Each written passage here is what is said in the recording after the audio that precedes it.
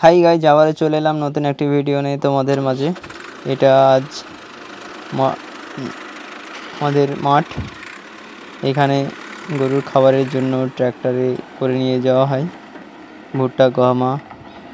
আর অনেক বৃষ্টি হওয়ার কারণে পানি জমে গিয়েছে মাঠে। দেখেন সবাই ভিডিও বানাচ্ছে। 3খানা ট্র্যাক্টর আছে, ওইদিকে ভিতরে আর একটা আছে, এটা মাহেন্দ্রা। খুব সুন্দর। এখানে দোকান আছে, এখন সোনালিকা, এখন স্বরাজ, সবগুলো এইগুলো ভিতরে ছিল। দেখেন কীভাবে টেনে নিয়ে আসতে হচ্ছে বৃষ্টি হওয়ার কারণে। প্রচুর পরিমাণে বৃষ্টি হয়েছে মাঠে, গ্রামে। এগুলো সব গরুর খাবার, ভুট্টা, গহমা। গরুর জন্য আমাদের এলাকায় অনেক গরু বাছুর আছে। এখানে এগুলো হচ্ছে সব গহমা,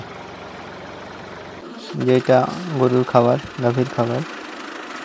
সবাই অবশ্যই আমাদেরকে সাপোর্ট করবেন, এরকম গ্রামের নিত্য নতুন ভিডিও পেতে সকলে সাপোর্ট করবেন।